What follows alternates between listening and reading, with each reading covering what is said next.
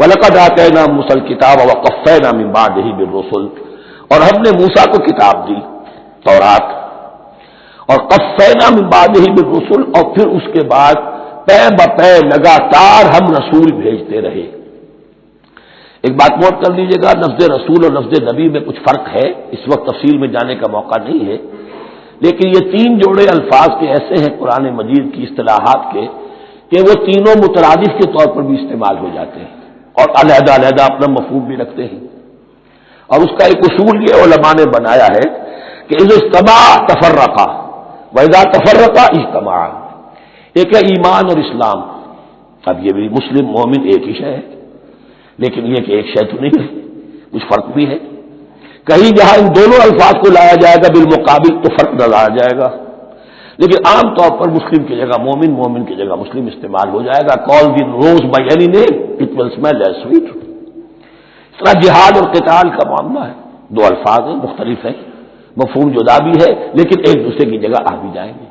تیسرے نبی اور رسول، فرق ہے، ہر نبی رسول نہیں ہوتا، ہر رسول نبی ہے، یعنی نبی عام ہے، رسول خاص ہے۔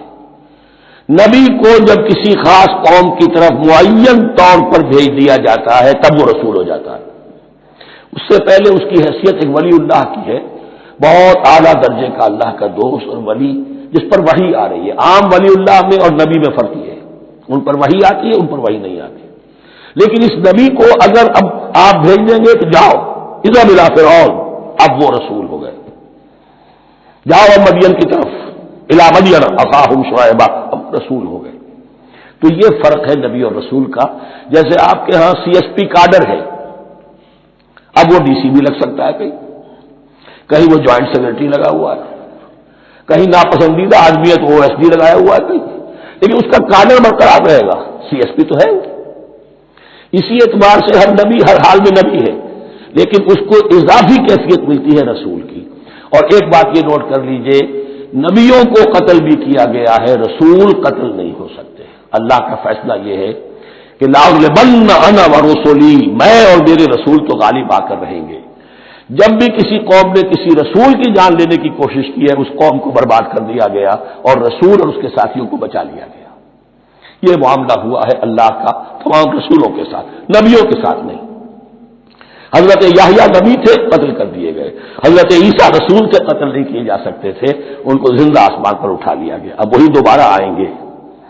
تو رسول جو ہے وہ قتل نہیں ہوتا، اور اسی اعتبار سے حضور کی بڑی گہری تمنا تھی، لَوَجِدتُّ أَنْ أُقْتَلَ فِي سَبِيلِ اللَّهِ ثُمَّ أُحْيَا ثُمَّ أُقْتَلَ ثُمَّ أُحْيَا، میری بڑی خواہش ہے میں اللہ کی راہ میں قتل ہو جاؤں، پھر زندہ کیا جاؤں، پھر قتل کیا جاؤں، پھر اللہ کی راہ میں پھر زندہ کیا جاؤں، پھر قتل کیا جاؤں، لیکن اللہ نے یہ خواہش آپ کی پوری نہیں کی، اس لیے کہ آپ اللہ کے رسول تھے۔ اب یہاں نوٹ کیجئے گا، یہاں لفظ رسول تو آ گیا ہے، لیکن یہ نبی کے معنی میں ہے۔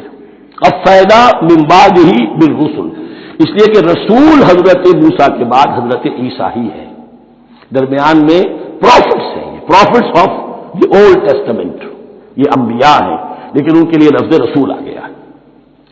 وآتینا عیسی ابن مریم البینات وأیدناہ بروح القدس، اور ہم نے عیسیٰ کو بڑی واضح نشانیاں دی، حصی معجزات جتنے حضرت مسیح کو دیے گئے ہیں ویسے اور کسی نبی کو نہیں دیے گئے۔ یہ بعد میں تذکرہ آ جائے گا سورہ آل عمران میں۔ اور ہم نے مدد کی ان کی روح القدس کے ساتھ، حضرت جبرائیل کی خاص تائید انہیں حاصل تھی۔ ظاہر بات ہے، میں نے عرض کیا ہے کہ جو معجزہ ہوتا ہے وہ کسی نبی کی اپنی طاقت سے اس کا ظہور نہیں ہوتا، رسول کی کسی طاقت سے، یا کرامت کسی ولی اللہ کے اپنے اختیار میں نہیں ہوتی، یہ اللہ کی طرف سے، اور اس کے لیے ظہور جو ہوتا ہے وہ فرشتوں کے ذریعے سے۔ ایدناہ بروح القدس افکلما جاءکم رسول بما لا تہوی انفسکم، اب یہاں پر تبصرہ ہو رہا ہے، جو بھی کچھ یہود نے کیا حضرت مسیح کے ساتھ، وہ چونکہ معلوم ہے اس کا تذکرہ نہیں کیا، صرف اس پر تبصرہ ہو رہا ہے۔ تو جب بھی کبھی تمہارے پاس کوئی رسول آیا، بما لا تہوی انفسکم، وہ چیز لے کر جو تمہارے جیوں کو، تمہارے من کو بھائی نہیں، اچھی نہیں لگی، استکبرتم، تم نے استکبار کیا، وہی استکبار جو عزازیل نے کیا تھا اور ابلیس بن گیا، ابا واستکبر، استکبرتم ففریقا کذبتم وفریقا تقتلون، تو کچھ کو تو تم نے صرف ان کی تردید ہی کی اور کچھ کو تم نے قتل بھی کیا۔ تقتلون، تو یہ انبیاء کے قتل ہو سکتا ہے۔ اور نمبر 2 ایک رائے یہ دی گئی ہے تقتلون جو ہے قتل تم نہیں آیا ہے، یہ فعل مضارع ہے، اور فعل مضارع کے اندر ایک فعل جاری رہتا ہے، ختم نہیں ہوتا، گویا کہ تم قتل کرنے کی کوشش کرتے رہے۔ بعض لوگوں کی تو جان کے درپے ہو گئے۔ وقالوا قلوبنا غلف، اور انہوں نے کہا ہے کہ ہمارے دل تو غلافوں کے اندر بند ہیں۔ یہ اس کو ملائیے پہلی آیت جو آج ہم نے پڑھی ہے، افتطمعون ان یؤمنوا لکم، تو اے مسلمانوں کیا تم یہ توقع رکھتے ہو اور چاہتے ہو کہ تمہاری بات مان لیں گے؟ ان کی اس خواہش کے جواب میں جو وہ کہتے تھے وہ یہ قول ہے، وقالوا قلوبنا غلف، ہمارے دل خلافوں میں ہے، میاں تمہاری بات ہم پر اثر نہیں کر سکتی، جاؤ کسی اور سے بات کرو۔ آج بھی آپ کو یہ الفاظ سننے کو مل جائیں گے، قلوبنا غلف، ہمارے دل تو غلافوں میں ہے، بڑے مضبوط ہیں، مستحکم ہیں، تمہاری بات اس میں گھر کر ہی نہیں سکتی۔ بل لعنہم اللہ بکفرہم، یہ ہے تبصرہ، جس کو یہ کہہ رہے ہیں کہ ہمارے دل محفوظ ہیں اور غلافوں میں ہیں، حقیقت میں تو ان پر لعنت ہو چکی ہے اللہ کی طرف سے ان کے کفر کی وجہ سے۔ فقلیلا ما یؤمنون، تو واقعتاً کم ہی ہوں گے ان میں سے جو ایمان لائیں گے۔ ولما جاءہم کتاب من اللہ مصدق لما معہم، اب یہاں پر ذکر ہو رہا ہے خود حضور صلی اللہ علیہ وسلم کا، اور جب آ گئی ان کے پاس کتاب اللہ کے پاس سے، یعنی یہ قرآن، مصدق لما معہم، جو اس کی تصدیق کرتے ہوئے آیا جو ان کے پاس ہے۔ میں اس کی وضاحت کر چکا ہوں، قرآن ایک طرف تصدیق کرتا ہے تورات اور انجیل کی، اور دوسری طرف وہ مصداق بن کر آیا ہے تورات اور انجیل کی پیشن گوئیوں کا۔ وَكَانُوا مِن قَبْلُ يَسْتَفْتِحُونَ عَلَى الَّذِينَ كَفَرُوا، اور ان کا حال یہ تھا کہ وہ آخری کتاب اور آخری نبی کے حوالے اور واسطے سے اللہ تعالیٰ سے فتح کی دعائیں کیا کرتے تھے کافروں کے خلاف۔ ہوتا کیا تھا کہ یہ 3 قبیلے مدینے میں آ گئے کہ جو یہودی تھے، بنو قینقاع، بنو نضیر اور بنو قریظہ، اسی میں وہاں رہتے تھے اوس اور خزرج جو یمن سے آئے تھے، اصل عربی قبائل تھے، پھر آس پاس کے قبائل بھی تھے، وہ سب کے سب امیین میں سے تھے، ان کے پاس نہ کوئی کتاب، نہ کوئی شریعت، نہ کسی نبوت سے آگاہ۔ اب ان کے آپس میں جب لڑائیاں ہوتی تھی اور یہ مار کھاتے تھے، سرمایہ دار تھے، دولت والے تھے، عام طور پر بزدل تھے، لہذا جب بھی کبھی مقابلہ ہوتا تھا مار کھاتے تھے، تو وہاں یہ کہا کرتے تھے کہ ابھی تو تم ہمیں مار لیتے ہو، دبا لیتے ہو، نبی آخری زمان کی آنے کا وقت آ چکا ہے، وہ نئی کتاب لے کر آئیں گے، جب وہ آئیں گے ہم ان کے ساتھ ہو کر جب تم سے جنگ کریں گے تو تم ہمیں شکست نہیں دے سکو گے، ہمیں فتح حاصل ہوگی۔ اور دعا کیا کرتے تھے اللہ اس نبی آخر زمان کا ظہور جلد ہو تاکہ اس کے واسطے سے اور اس کے ذریعے سے اس کے صدقے ہمیں فتح مل سکے۔ یہ دعائیں تھیں، کیونکہ خزرج اور اوس کے لوگوں نے ان کی یہ دعائیں سنی ہوئی تھیں۔ یہی وجہ ہے کہ حج میں سن 11 نبوی کے حج میں یا سن 10 نبوی کے حج میں جب وہاں پر 6 آدمیوں سے حضور نے بات کی جو خزرج کے تھے، سب کے سب انہوں نے کلنکھیوں سے ایک دوسرے کو دیکھا، معلوم ہوتا ہے یہ وہی نبی ہے جن کا ذکر یہ یہودی کرتے ہیں، تو اس سے پہلے کہ وہ ایمان لائے تم ایمان لے آؤ، گویا کہ وہ علم بالواسطہ طور پر جو انہیں پہنچا تھا وہ ان کے لیے کتنا بڑا سرمایہ بن گیا، ان کے نجات کا ذریعہ بن گیا، اور وہ علم جو ان کے پاس تھا تعصب کی وجہ سے اور تکبر کی وجہ سے وہ اسی طرح رہ گئے۔ فَذَهَبَ اللَّهُ بِنُورِهِمْ وَتَرَكَهُمْ فِي ظُلُمَاتٍ لَا يُبْصِرُونَ صُمٌّ بُكْمٌ عُمْيٌ فَهُمْ لَا يَرْجِعُونَ۔ وَلَمَّا جَاءَهُمْ كِتَابٌ مِّنْ عِندِ اللَّهِ مُصَدِّقٌ لِّمَا مَعَهُمْ وَكَانُوا مِن قَبْلُ يَسْتَفْتِحُونَ عَلَى الَّذِينَ كَفَرُوا فَلَمَّا جَاءَهُم مَّا عَرَفُوا كَفَرُوا بِهِ، تو جب ان کے پاس آ گئے وہ چیز جسے انہوں نے پہچان لیا پھر انہوں نے کفر کیا۔ فَلَعْنَةُ اللَّهِ عَلَى الْكَافِرِينَ، تو اللہ کی لعنت ہے ایسے کافروں پر۔